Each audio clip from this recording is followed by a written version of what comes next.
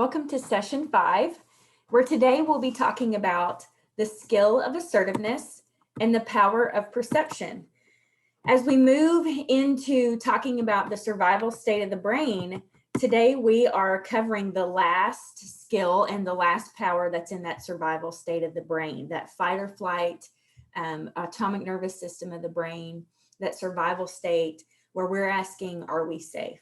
So today we're going to talk about what that skill of assertiveness looks like, and we're going to focus a little bit on the power of attention, and that is for the conscious adult. So looking closely here, and this is just kind of a mental picture. I want you to kind of just a mindset I kind of want you to be today. But if you're thinking of a flashlight, that's kind of a good representation of how we can remember why we need to focus our attention on what we want specifically. And we'll talk a little bit about that today, what that looks like, whether we're talking about a classroom environment or a home environment. But what we really want to remember is when we're thinking about that skill of assertiveness, we want to think of it like we've got this flashlight. And everywhere we turn and look through the lens of that flashlight, what we're focusing on, we want more of. With practicing that skill, we come through learning a couple of dialect or information words, a formula that we could practice within us as the adults to help us practice that skill. By practicing, did you like it? Go tell them what you want. I don't like it when you, or please. And we'll break that down here with different examples on how we can use that in our own daily lives. So in this session, we're going to cover a lot of things. We're going to talk about how we can use that power of attention, as I just mentioned, to focus on what we want and shifting our mindset to not focusing on what we don't want, but what we do. I know sometimes that's hard to do, and we struggle. I know I personally struggle with that, but having these skills now and knowing the importance of that, it does seem to help. Also, we're going to talk about discovering how to access and develop our assertive voice through conscious discipline. A lot of the skills talk about just basically teaching kids to use their voice, or what we call their big voice. I know growing up, it was always use your big girl voice, but really it's using the skill of assertiveness so that kids can say how they feel and what they want. Dr. Bailey says it's basically bully prevention 101 and how to handle conflict resolution in a healthy way. And we know in the early childhood world that for academic learning to be successful, children have to be on that level where their social emotional development is challenged in early childhood through a couple of different skills and practicing different structures and implementing that within the classroom. We're also going to talk about how we can use visuals to increase, visual routines to increase compliance. Kids see things through maps and pictures, especially through the early childhood or through those early years. So talking about how we, instead of talking at our children, how we need to mentally, visually put down visual routines of what's expected, whether that's in the home or in the classroom. And then talking about how we can take necessary steps to empower kids when we're talking about encouraging kids and celebrating that moment where they do use their big voice in times of conflict. So we're going to see lots of videos today and lots of examples. I think this topic is something that is really important to talk about in the beginning, because as you see, as we start to shift to the emotional state, and even into the very end, we're talking about accessing the prefrontal lobe and the executive skills. We'll talk a lot about going back to this, using this structure and how all these things can come into play, but really focusing in on using conflict as an opportunity to teach. So before we dive in to all this great information and some amazing examples through videos, through some master trainers in conscious discipline, let's just take a minute. Let's just take a minute to start. All right, let's remember how important it is to practice our pause so we can be present. I know lots of things are going on in our world around us, and it's very hard to focus and practice that pause. So I just ask you right now to just, where you are, just take a deep breath in and relax. Breathe out. We're going to do that 2 more times. Relax your shoulders. Relax your jaw. Breathe in. And breathe out.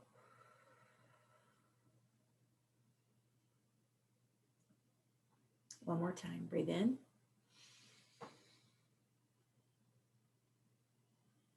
And breathe out. Okay, let's keep moving. So what is the skill of assertiveness?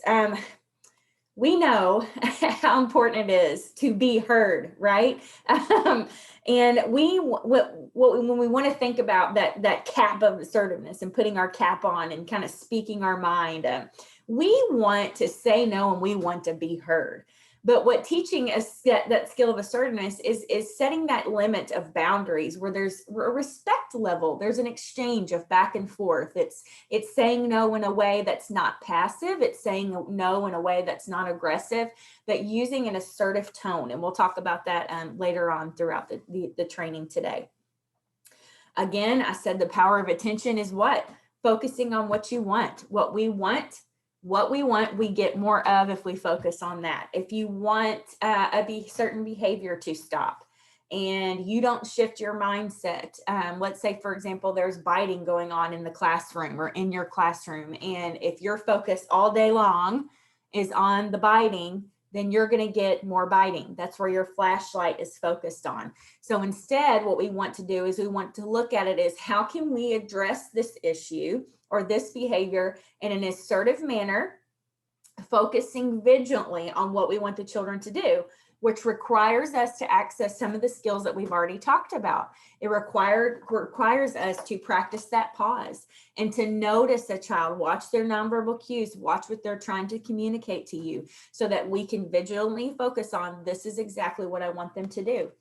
It's going back to breathing for ourselves as the adults so that we can be in our conscious mindset to go, okay, what is it that what skill is this child lacking? What can I do through this situation? How can I use it as an opportunity to teach?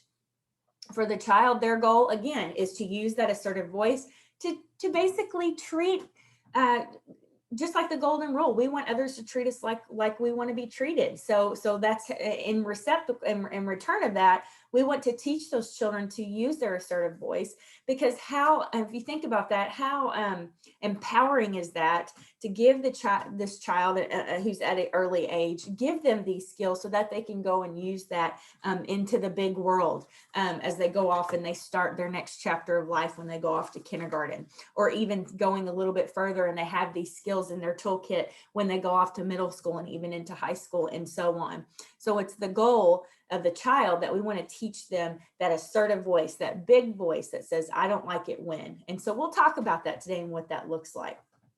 Before we go any further, I want to start with this video. And it's a great representation of kind of what we see in today's world. But I want to show you this. In the sad, harsh reality, without these skills, this is what we can continue to see in early childhood.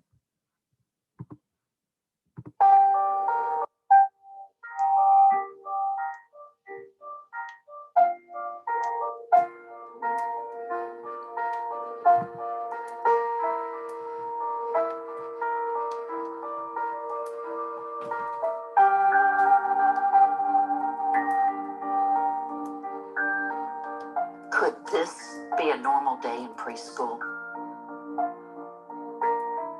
Every hour, an average of 60 conflicts occur in a preschool room, 1 per minute. No wonder research shows that attendance in preschool centers can hinder the rate at which children develop social skills and increase behavior problems for years to come. Data does show that a child's cognitive function can improve. But in the real world, how helpful is intelligence if you can't get along with others? The way we organize preschool today is a very new idea. For a millennium, children were cared for in multi-age groups. Infants, 2-year-olds, 4- and 9-year-olds would all be cared for together. This guaranteed that children would have different needs and also different skill sets to help within the group. Preschools typically put the same age children together in the same room. This presents a problem because the third and fourth years of life are some of our most aggressive years. Hitting, pushing, shoving, and screaming are the problem-solving tools available to them. For many kids, it's just too much. And the last choice is to simply give up. Aggressive acts, suspensions, and expulsions in preschool are much higher than in grades kindergarten through 12th. Expulsion rates in these grades are 2 students per 1,000, while children in preschool are expelled at a rate that is 1,300% higher. Under normal circumstances, a preschooler's brain is ready to learn empathy, compassion, patience, emotional self-control, how to ask for a turn, and how to solve conflicts peacefully. How could any child learn or any educator teach when a conflict happens every single minute? The current demands on both adults and children are too great. This dilemma must be addressed. The good news is that we have a proven solution so that preschool will benefit children in both cognitive and social ways. Every child must learn how to stand up to aggression and teach the other children how they want to be treated. What's the problem? Alex squeezed me too hard. He squeezed you too hard. Do you have something that you could say to him so that he could do it different next time? What would you say? Please next time do it softer. Can we practice? Okay, show me. Do a soft hug. That's better. You did it. You touched Stephanie and you waited for her to look. You asked her for what you wanted. Yeah, ready? Stop. I don't like it. I want my cupcake back. Yeah, give it back. All right, try one more time. Let me hear.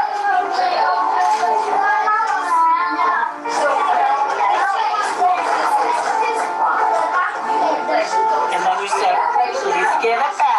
You know what? I bet you would if you used your voice. Conscious discipline provides teachers and parents with these skills. This allows them to empower all children to be successful and personally resilient members of society. We can shift this problem and we can do it today. Let's start the conversation.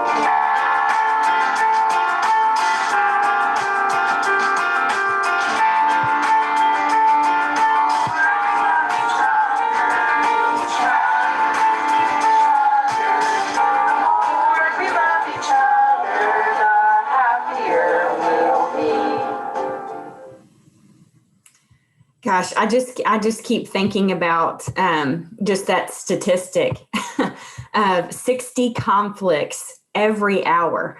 And I'm thinking back when I had my own classroom, and I'm like, that is so realistic. I can't even. I mean, that is so true. And so many times, and when I see those teachers model teaching kids to use their big voice and how empowering, you can literally feel it through that video. Gosh, such a moment of empowerment. And those were skills that I did not know how to access for myself, that because I was living in survival and emotional state, I was letting those behaviors take over the classroom, take over me. And man, if I could go back, I know I've said it a million times, but learning the power of assertiveness and focusing your attention to teach these skills is great. I'll never forget, there was a time that I was actually observing in a classroom, and I actually witnessed kind of like a bullying incident. There was a kind of a taller child, kind of not really picking on another little girl, but kind of he had this toy of hers that belonged to hers, and she was I would call her a little peanut, just very tiny, and her voice was very quiet, and you could tell she was really upset about this particular toy that this child had taken away from her. And I'll never forget, I responded to her, and we'll talk here in a second how, number one, safety first, but unless everyone's okay, you always want to go to the victim first to give them the tools to empower them to say, hey, I want that back. So when I went over to her, and I'll refer back to this scenario when we start to practice these skills, but I went back to her and I said, did you like it when he took your toy away? And she said, no, I didn't like it. And I said, well, let's go talk to him. And so getting on that level, just like you saw in this video, and coaching this little girl to use her big voice in a moment where she kind of felt powerless, like she didn't have a voice. And so that was, I get goosebumps telling the story because it was a real life moment where I literally saw this precious little child just kind of speak up and say, hey, I don't like it. And it was a beautiful moment to see conflict resolved in a way that has never been resolved in this classroom. And it was a great opportunity to model that for the teacher as well.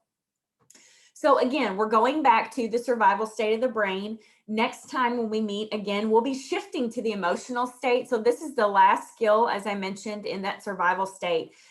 Going back to this, you saw this in the last session, but just kind of a refresher, there's so many combined safety tools. And again, NARCS is what we want to remember. It's the acronym we want to remember for the survival state. And so today we're meeting that A piece in the survival state, focusing a lot of that on the A part of the acronym there. We'll talk a little bit about routines for predictability and how important that is. And as you saw in the last session, we talked about composure in that safekeeper as well. Just for sake of time today, we're going to skip over a pre-learning survey because most of these things I have already said. We just have a lot of information today and a lot of video, and I want to make sure that I have time to allow that today in this session. So going back to this, what is the importance of, why do we have to have this conscious attention? Well, our conscious attention determines how we respond and see things, and what our perception is like. Last session we talked a lot about changing that perception, changing that mindset.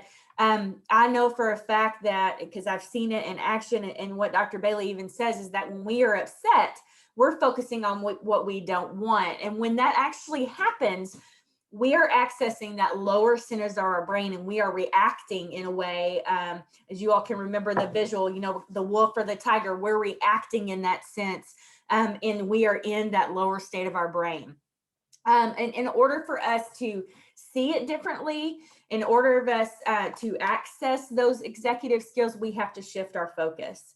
So I want you to just think about a time, think about the last time you were upset, and think about, oh my gosh, where was my focus in that situation? In particular, there has been very many power struggles recently, but I will tell you, the last power struggle that was in my home, my focus was completely on what I didn't want to see. And I know that I had to change that perception.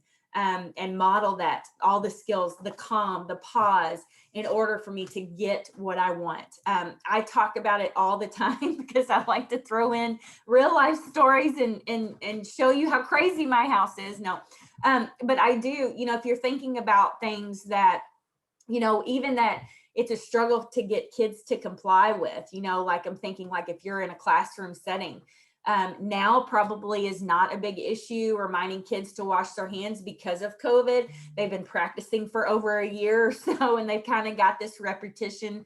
They don't have to be constantly reminded, but thinking about things like that you may see in a classroom where your focus could be totally different. And you could be triggered. You could be triggering that lower centers of your brain, which could be causing you to react in a certain way.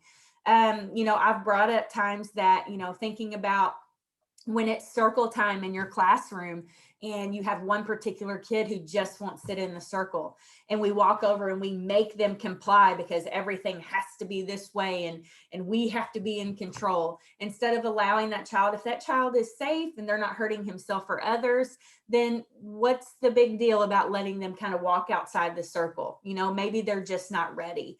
It all goes back to the skills we've talked about already. It's cultivating that compassionate culture, accepting the fact that you don't have to be in control of that situation. So thinking about the times that you've been upset, and just kind of answering, where was your focus in that?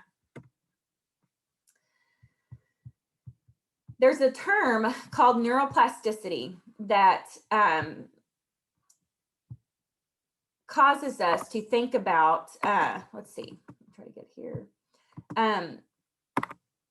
causes us to think about the brain and the process of how we can seek new patterns and how our brain can totally be rewired. So I'd like to share this video with you if I can.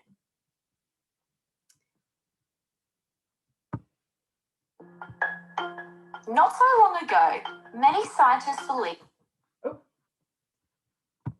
that the brain did not change after childhood, that it was hardwired and fixed by the time we became adults. But recent advances in only the last decade now tell us that this is simply not true. The brain can and does change throughout our lives. It is adaptable, like plastic. Hence, neuroscientists call this neuroplasticity. How does neuroplasticity work? If you think of your brain as a dynamic, connected power grid, there are billions of pathways or roads lighting up every time you think, feel, or do something. Some of these roads are well-traveled. These are our habits, our established ways of thinking, feeling, and doing.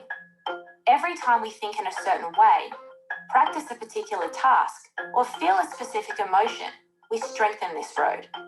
It becomes easier for our brains to travel this pathway. Say we think about something differently, learn a new task, or choose a different emotion. We start carving out a new road. If we keep traveling that road, our brains begin to use this pathway more, and this new way of thinking, feeling, or doing becomes second nature. The old pathway gets used less and weakens. This process of rewiring your brain by forming new connections and weakening old ones is neuroplasticity in action. The good news is that we all have the ability to learn and change by rewiring our brains. If you have ever changed a bad habit or thought about something differently, you have carved a new pathway in your brain and experienced neuroplasticity firsthand. With repeated and directed attention towards your desired change, you can rewire your brain.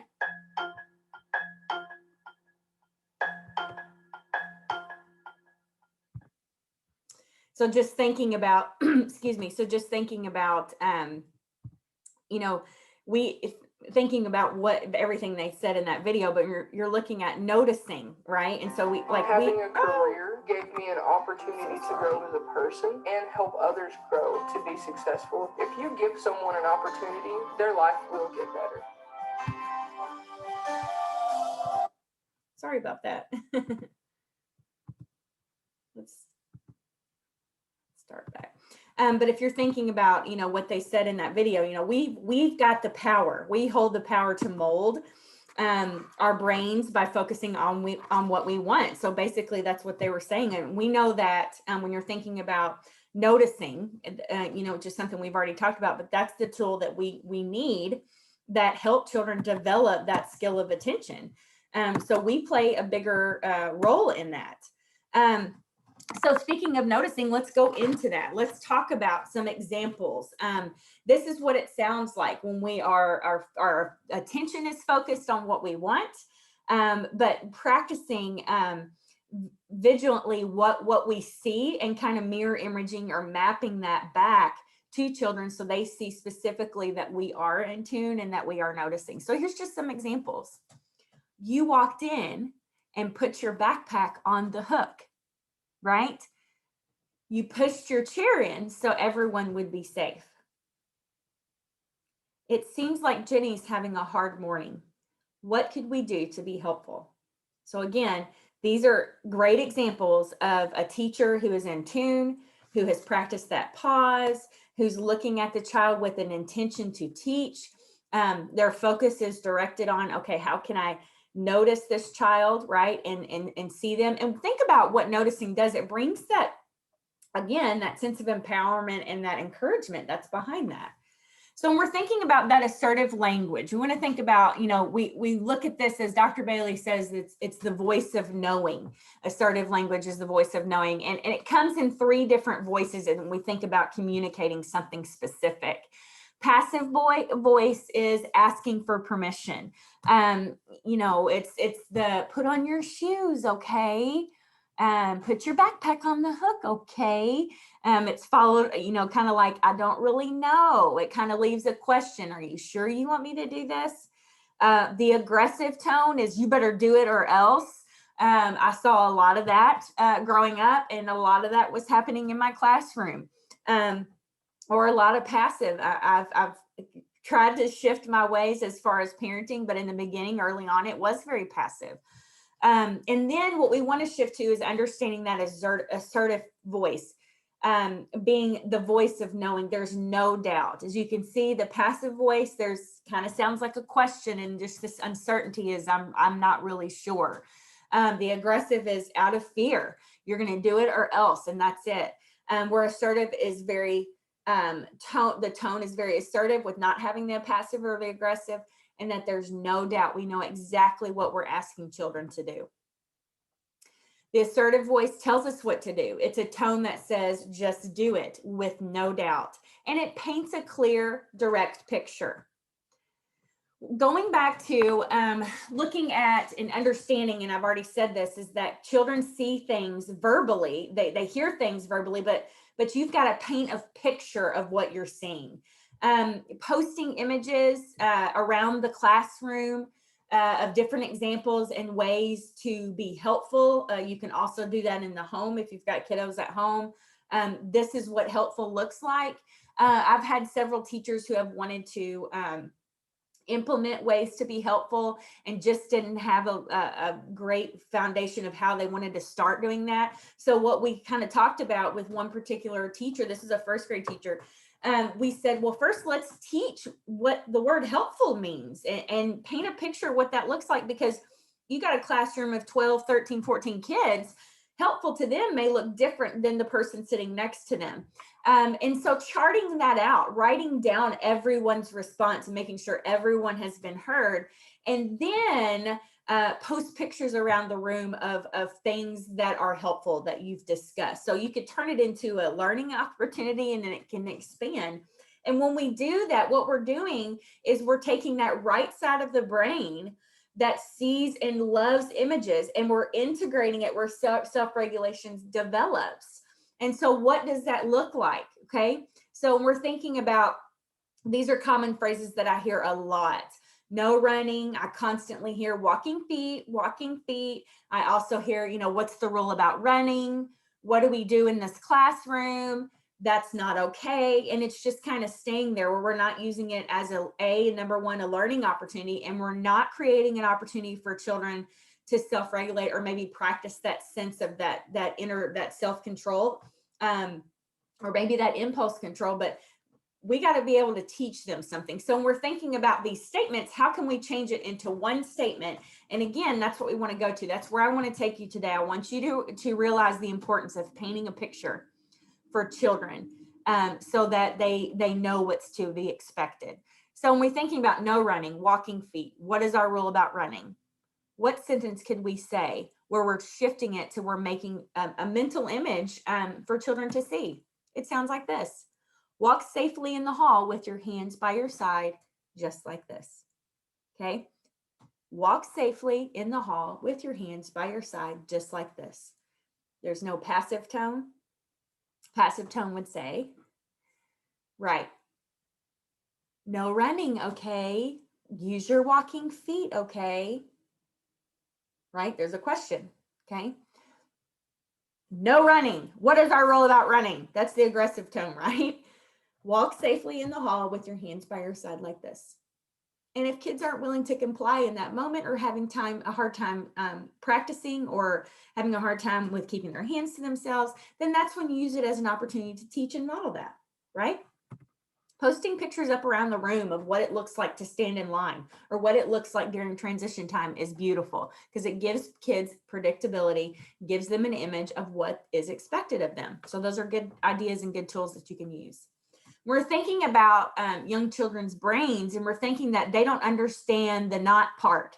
You know, children at a certain age, they don't even understand what a contraction is. They can't even comprehend. I think, you know, I've got a second grader, but I think even in first grade, she couldn't even understand what that even meant, a contraction. So when we're thinking about don't touch, don't yell, don't hit, they're not hearing the don't, they're hearing touch, yell. If we're saying don't run, they're hearing run, and they are out of there. And that's resulting in unwanted behaviors. It's resulting in confusion. It's resulting in the child getting frustrated, you're getting frustrated. And again, it's going back to, we've got to help.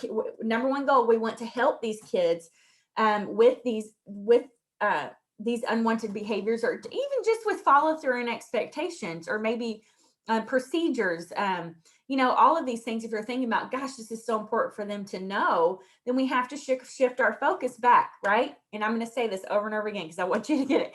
Shift to what you want, not what you don't want. So here's how we can practice. When we're saying don't touch, we can say you can touch the ball instead. So let's say you've got a craft or sensory that you're getting ready to dive into, and you've got it kind of set to the side because you're getting ready to transition into that, but you're not ready. You see a child grab it. Instantly we go, don't touch that. We, instead of reacting in a way of don't touch, they hear touch. So what can we say? You can touch the ball instead, right? Giving them an option. Don't hit. Touch my arm gently to get my attention. You know, or we could say, you know, I don't like it when, and we'll talk about that, is I don't like it when you hit me. You know, I will never forget trying to practice this skill at home with my own children, you know, a couple years ago.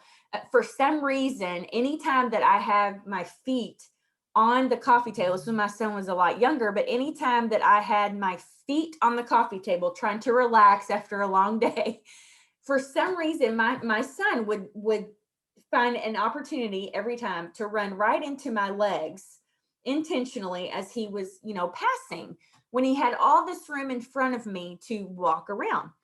And so for a couple of times he would do that, and I would immediately shift to don't do that, that hurts, and just kind of leaving it at that. Well, the next day he would do the very same thing, and it lasted for a couple of days until I realized, oh my gosh, I have to literally use this assertive tone with him, right? And really to find out, when you want my attention, just come over and sit by me or tap me on the shoulder, because walking through my legs hurts, right? And I don't like it when you do that. So what can we do? Okay, so you're cultivating that, the problem solving, you're teaching him to access those skills. And then I'm also, in the long run, I'm focusing on what I want. I don't want to be hitting the legs again. Another one that's become really handy. I know in the early years with both my kids, I've used this a lot in in classrooms with teachers who are having kids who are yelling and screaming to get their attention. And then in return, the teacher's screaming back saying, don't yell at me. I continue to see this a lot. So this is a strategy we use a lot with teachers to say, whoa, whoa, whoa, whoa. Instead of focusing on the yelling, right? Let's model for them. Let's get eye to eye with them, right? Let's get eye to eye, make that eye contact, match my voice to mine so I can understand what you're saying, or match my voice to mine so that I can help. No passive tone, no aggressive tone, assertive, and we're teaching at the same time. So there's a strategy called the name verb paint that Dr. Bailey has created, and it's just a great real quick strategy that you can use that's going to help you practice that skill of assertiveness. Naming, again, we just said name, make the eye contact, say the child's name, pull in the eye contact, okay? Verbalize what you want to see and putting that in there, okay? So what does that sound like, okay? So we can use that example that I mentioned earlier. Will, I don't like it when you run into my arms or run into my legs like this, and show him what it looks like, right? Instead, tap me on the shoulder when you want my attention. That's what it looks like, okay? If you're in a classroom and you're doing story time and you have a child who's hitting you, just like that example, hitting you on the arm to try to get your attention, and you don't like that, and as a teacher, you're wanting to shift the behavior, or it's an unwanted behavior you don't want. Instead of saying don't hit me, and then move on to the next thing. How can we use it with this strategy? We could say we could say their name. Jenny, I don't like it when you hit me on the arm. When you want my attention, tap me just like this. And we don't stop there. I think you saw that earlier in the video. Kids need practice. Kids have to hear things 2,000 times. Young children have to hear things 2,000 times in context to get it. So the more practice, the better. When I first heard that from Dr. Bailey, I was like, oh my gosh, I have like my entire life for my kids to finally get something. No wonder my classroom is so crazy. No, but when you're thinking about, those things, it's like you have to model that for them. You model that expected behavior that you want to see. So this strategy is called the name, verb, paint. And here's the other thing. When children, now 9 times out of 10, when you do it the first time, they may not do it to the exact extent or the perfection that you want it to be. But it doesn't matter. As long as they're making an attempt to use their assertive voice, as long as they are making an effort to try to understand the name, verb, paint, or to be willing to do that, you celebrate it. Conscious discipline is all about encouraging, because an encouraged child is a child who's going to be successful. It's the discouraged child or the disconnected children that are discouraged, and that's really all they need is to be encouraged. So we celebrate that moment. So we feel that sense of empowerment. So we giving the assertive command, the name, verb, paint, and the last step we do is we encourage them by saying, you did it. We're not going to focus on the good jobs. We'll break into that during our next session when we're talking about the skill of encouragement and replacing the good jobs with the you did it's and the good for yous. And look, that's it. You're doing it, to empower kids to continue on using that assertive voice. I get this question a lot, and Dr. Bailey has talked a lot about this. How do we avoid resistance? Because you know that there are going to be children who are going to resist, and I've seen that, and it happens, right? And we think about, children that do resist, what that does is that leaves them feeling powerless. And when that powerlessness comes, we go from that emotional state, okay, that CD-ROM that is programmed in from our childhood. We move from that emotional state of our brain, and we go to that survival state, which shifts us to, right? We're downshifting to the emotional and the survival state, and it's shifting us to we're blaming and attacking each other in that certain situation. So thinking about this, how do we avoid it? How do we get to a place where we can avoid the downshift? Is it going to happen? Yes, but we have to access some of these skills that we've already been practicing. The first thing you know to do that's going to help is to breathe, right? Breathe. Take that time to pause, pivot, to focus on what I want that child to do. What is it that I want them to do? Some of you don't have classrooms, you all don't have classrooms right now, but thinking about how can I, instead of focusing on what I don't want, how can I go back to pivoting and focusing on exactly what I want? You cannot provide enough pictures around. There's no rule that says too many pictures, as long as they are real life pictures and not clip art all over the room of expected behavior. I think it's fantastic. It's a fantastic way for kids to know what is expected for them. What we talked about last session, how that predictability helps children meet that safety need. You think about maybe the new child that's transitioning into the classroom and doesn't know what is expected during transition time, or doesn't know what's expected during lunchtime or snack time.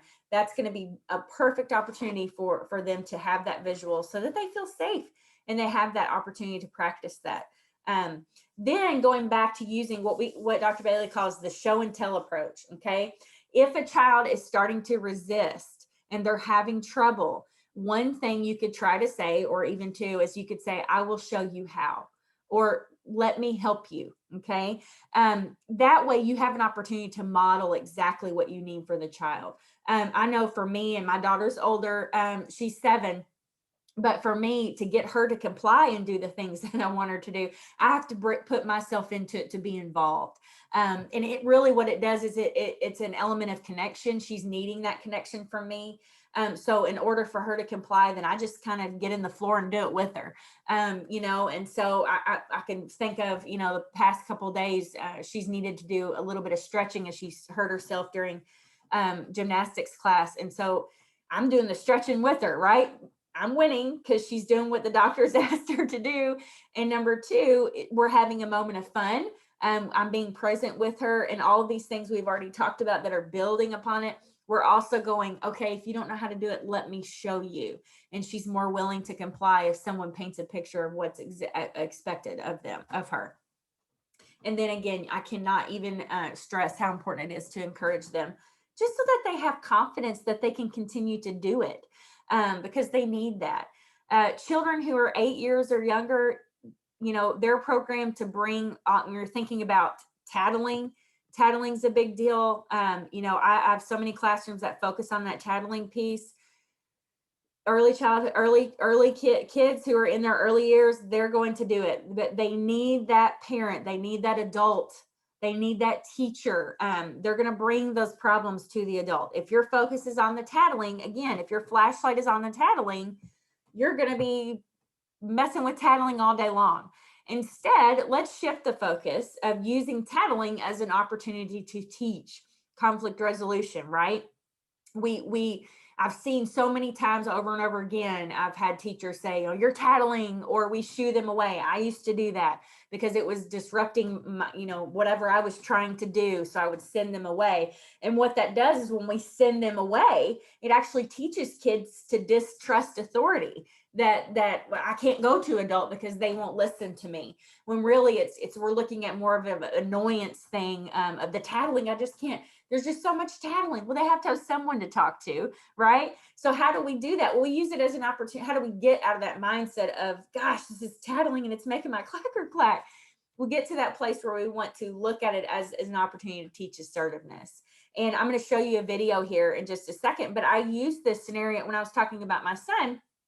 I use this, I don't like it when you mentality to teach him that I have a feeling I don't like what's happening. But when you're thinking about, you've got two kiddos together, and we're thinking about how can we raise awareness with that inner strength and create that willingness within kids, we got to go to that victim first. And this is how we do it. We coach them through it by saying, did you like it when? You're thinking about that little girl that in the classroom that I was working with.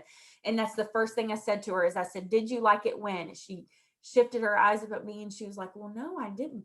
And I gave her that feeling, that intrinsic motivation, that rise of awareness in her. It was like, okay, I'm going to do something here. Hold on a minute. Instead of me discouraging her to not talk about it, or sending her on her way, or telling her to suck it up, buttercup, in a way, get over it. It happens, that kind of thing.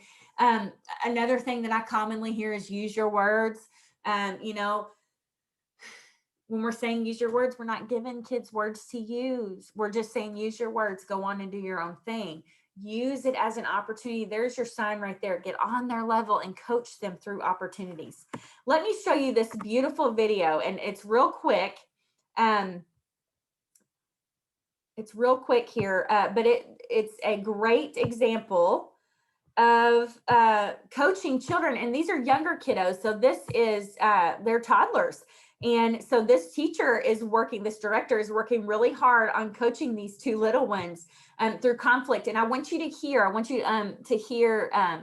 what's happening, the modeling that's happening, and just the closeness. As you can see before I even push play, look how close she is to these kiddos. She's not cowering over them. You'll hear her tone is not passive, and it's not aggressive. So look at these things. It's about 50 seconds long, sorry. But look at this beautiful moment of teaching conflict, coaching kids through conflict. Like it when Sienna pulled your shirt? Did you like it? No. Say, Sienna, stop. Stop. Stop. I don't like it. Sienna, you wanted to see her bow, so you pulled it. You did not pull her bow. That's not safe. When you want to see her bow, tap her on the shoulder. Tap her and say, Emily, can I touch your bow? Ask her, can I touch your bow? Can she touch your bow? Yeah, now you can touch it gently. There, you did it. You're touching it gently. That was kind of you to let her touch it. You just have to tell her, touch it gently. Tell her, touch it gently. Touch it gently. So if you're thinking and you're looking at that, it's like, oh my gosh, this is just beautiful to see this moment that's happening here. And it's great. It's a great, it's a great visual. It's a great video to show the things that we've already said, you know, the importance of going back to that safety piece. She did not have, she was talked in a safe tone. It was not aggressive.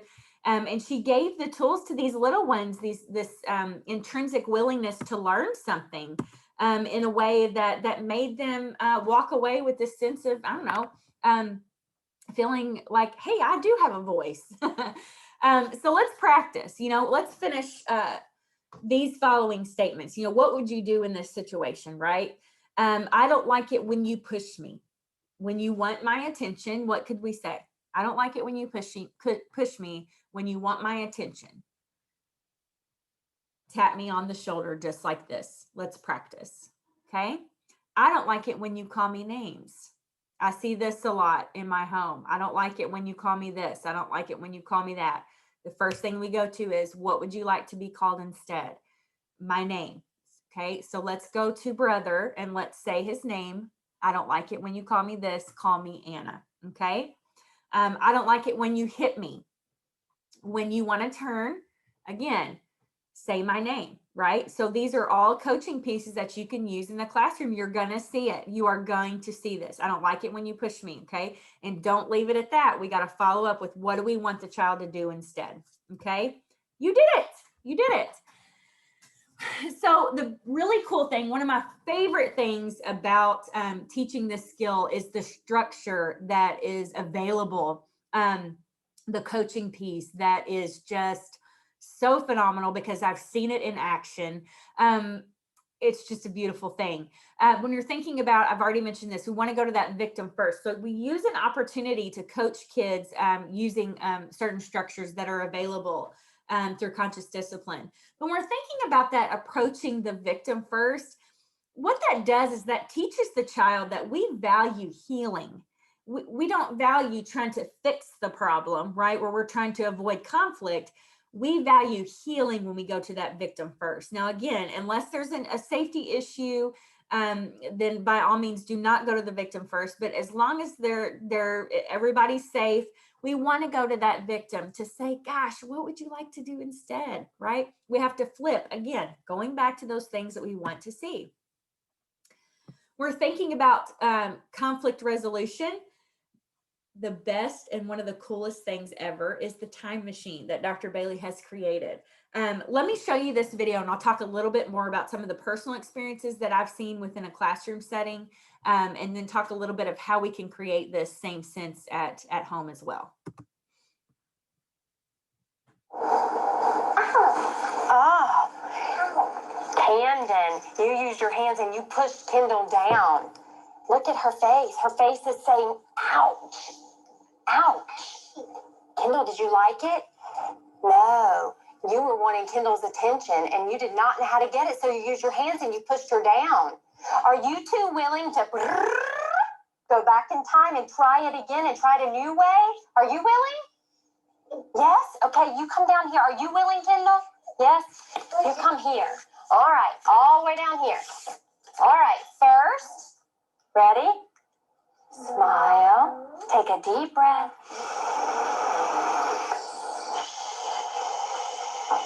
And relax. All right, step up. Next is what? Wish. I wish you will. All right, step up. 1, 2, 3. Let's do it. Ready? All right, Kendall, did you like it when Camden pushed you down on the ground? Tell him, say, I don't like it when you push me down on the ground. I don't like the way you push me on the ground. Next time when you want my attention, say my name. Next time when you want my attention, say my name. Okay. You willing to do that? Yeah, tell her, say, okay, I can do that. Okay, I can do that. All right, step up. How would you like to let each other know that you care about each other? Would you like to do a high five or a hip bump? Or would you like to give each other a hug? There's poopy in my underwear. Have a high five. There you go. You did it. Way to go. That's always my favorite video at the end because you never really catch that because that's real life. But Kim Jackson does a fantastic job of showing you how to teach the conflict resolution mat, the time machine. So what she did, and this is beautiful because you could have kids do this. You could role play certain situations. Would it be helpful to stop in that moment when children are upset and fighting to use the time machine? Not necessarily, but you could revisit that. Maybe when you all transition to the playground, you could bring the mat outside and kind of roll back the time and have kids role play that. I'll never forget that using this for the very first time or seeing it in action after I had coached a teacher on how to use this. I literally, within a day, was getting a video, pictures, images of kids doing this within the classroom just the first time we taught it. And immediately how it was being utilized and implemented within the classroom was just fantastic. It was used so much with consistently on a consistent basis for a couple of weeks that the teacher had said, you know, we've used this for like 2 or 3 weeks now, but now the kids are doing it without the time machine. And so what it does is it creates this beautiful image of kids just coming together. And so as you can see, you know, and if you're thinking about it's a mat that brings children closer and closer together, right? To the eventually they get right here. Of course, we can't do that now with COVID, but when we live in a world of normalcy again, we get to right here where we're bringing in that element of connection. We're looking at that other child. We're opening our hearts. We're bringing that sense of love, wishing them well through a moment that may have could have gotten out of hand if we didn't have those skills to do that. So the time machine is a great example of how you can start to implement this skill right away. Any of you all that are familiar with Pinterest has all kinds of, I have seen teachers, actually had a first grade teacher and a whole entire pre-K wing of a school created their own time machines just by printing pictures or images off Pinterest and just kind of putting it together themselves.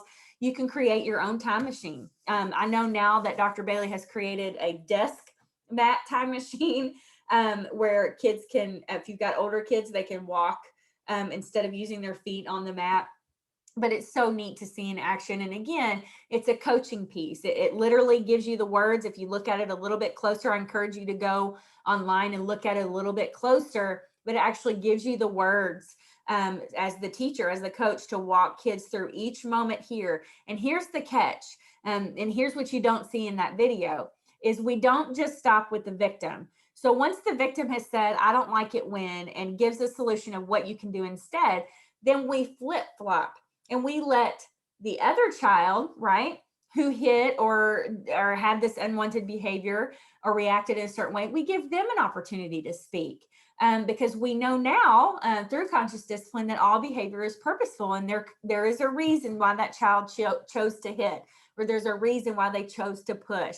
And so we want to make sure that we don't forget that piece. I get that question a lot, is that what do we do with the other child, and do we stop there? We flip roles and give them an opportunity to be assertive as well. I showed this last session. We talked a lot about the book series, Schubert and Sophie. So Schubert and Sophie also have a book that teaches that skill of assertiveness. So this is also available on the Conscious Discipline website. And that just goes into, okay, we can use this structure to teach this skill as well. You can use this in the home and also in your classroom. So real quick, before we end our time together, let's recap so we know what we're doing for the next time that we see each other again. I want to go back to, we've got to go back to that name, verb, and paint. We want to give that assertive command in a way that it's not aggressive and it's not passive, and it comes off in a way that there's no doubt and we're saying what we want to say. And step 2, do not forget to encourage children. We've got to go to those children who, by saying, you did it, way to go, good for you. And if they're resisting, we talked a lot about, that's common, you may see that. I'm going to show you how to get started. Encourage them that saying, you can do this. It may be hard. I know it's hard to do these things, but let me help. All the encouragement that they need, because that's what's going to drive them to want to bring that willingness in to learn. So are you willing? So let's go to our commitment as we end this session. Let's bring our spirit fingers in, and our challenge till I see you again, right, is I am willing. So here's our commitment. I am willing to spend 1 week of my life discovering where I focus my attention. I want you to really dive deep into that. I want you to focus on, gosh, where is my attention? In moments that I do become upset, where did my focus go? Remind yourself, I'm going to be conscious of my outer inner speech. Okay. Before I speak, I go to calm, right? I want to focus. And here's where I want to take you. I'm willing to focus on what I want in life and notice those changes. So this could be in anything. It doesn't specifically have to be with children. What is it? What is it for you? What are you willing to focus on? What do you want in life? How can you shift your focus to that and notice the changes that come with that? Okay, I challenge you. So if you're willing, spirit fingers in, here we go, together. I'm willing. You did it. In the next session, we will talk about, we're shifting into the emotional state of the brain, and I am so excited. It's one of my favorite parts of the brain because I live there every day. No, but there's so many skills and structures that come into play, and I cannot wait to show you all of those skills and structures that come along with encouragement, because we are in this together. Encouragement really talks about that power of unity. We're going to dive deep into ways to become helpful and how we can create that sense of unity within the classroom setting, and really just focusing on how can I encourage myself too, because we all need encouragement as well. So until next time, I will see you for session 6. Bye.